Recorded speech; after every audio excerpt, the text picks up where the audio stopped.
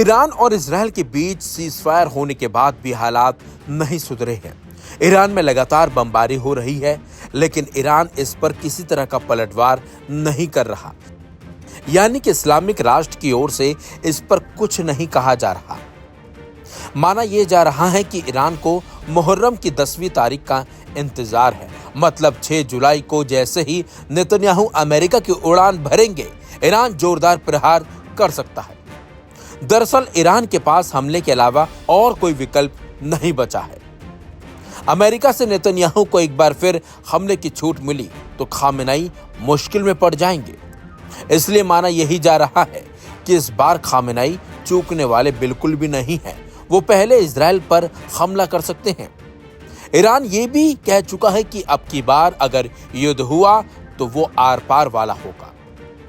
Iran के सर्वोच्च नेता खामेनेई डरे हुए हैं, ऐसा भी माना जा रहा है, क्योंकि नेतन्याहू 6 जुलाई को अमेरिका जा रहे हैं। ऐसे में कहा जा रहा है कि नेतन्याहू वहां ईरान पर हमले की अनुमति मांग सकते हैं। इसलिए खामेनेई पहले ही वार करने की तैयारी में है। खबर यह है कि 6 जुलाई को ईरान में यौम ए आशुरा मनाया जाएगा।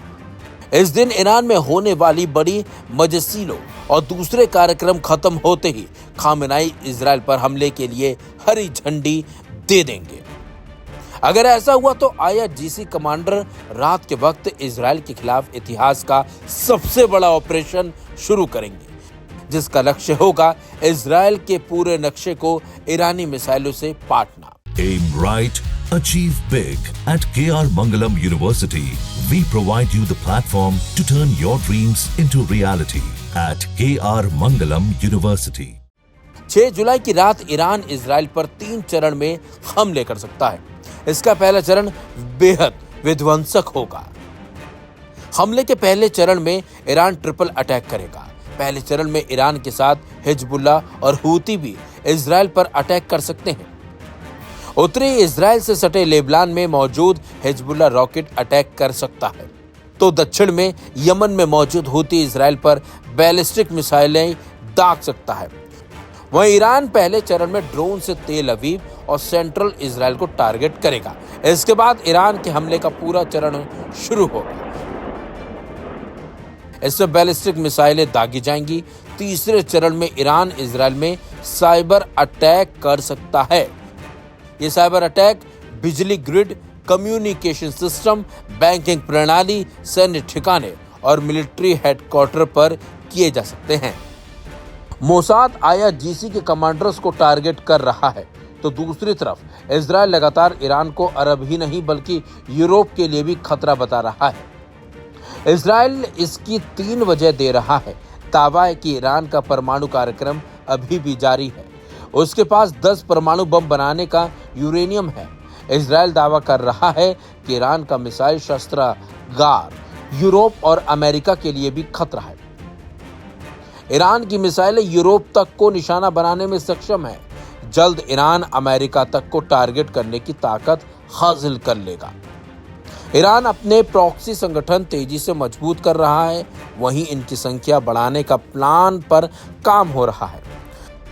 ईरानी हमले की आशंका अमेरिका और इजराइल को भी है। यही वजह है कि सेंटॉम कमांडर तेल अवीव पहुंच चुके हैं। उनके IDF चीफ इयाल जामिर के साथ बैठक हुई। बैठक में IDF के कई अधिकारी भी शामिल हुए। ये मीटिंग करीब 3 घंटे के आसपास चली। ईरान इजराइल के बीच 12 दिनों के युद्ध पर चर्चा हुई। साथ ही साथ ईरानी खतरे पर भी बात की गई। सेंटॉम कमांडर ने एयरफोर्स के अंडरग्राउंड कमांडर सेंटर का भी दौरा किया। दरअसल माना जा रहा है कि सेंटॉम कमांडर का इजराइल दौरा हकीकत में उसकी सुरक्षा और युद्ध की तैयारियों का जायजा लेने के लिए था, जिसकी तैयारियां अमेरिका ने युद्ध खत्म होने के बाद ही शुरू कर दी थी। फिलहाल ईरान ने इजराइल को घेरने की बड़ी रणनीति बना ली है और माना जा रहा है कि ईरान इजराइल पर जल्द ही बड़ा हमला कभी भी किसी भी वक्त कर सकता है।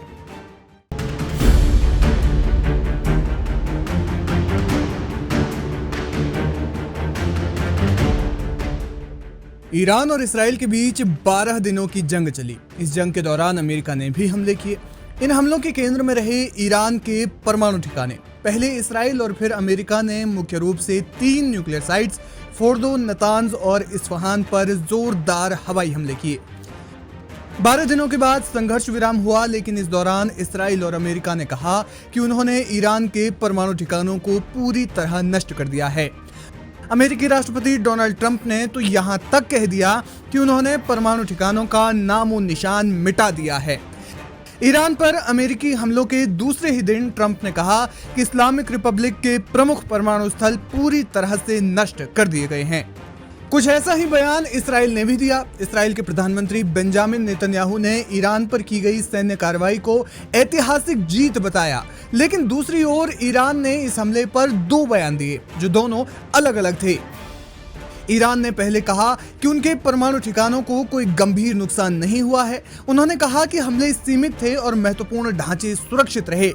इसके अलावा ईरान ने यह भी दावा किया कि उसने हमले की आशंका में महत्वपूर्ण सामग्री जैसे लगभग 400 किलो संवर्धित यानी इनरिच्ड यूरेनियम को सुरक्षित स्थानों पर पहले ही ट्रांसफर कर दिया था।